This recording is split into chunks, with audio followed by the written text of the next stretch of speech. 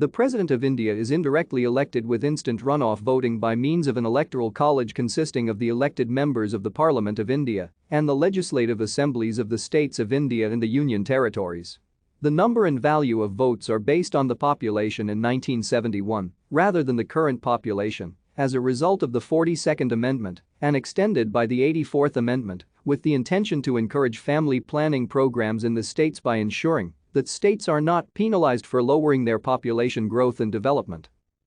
The Vice President is elected by a different electoral college consisting of members.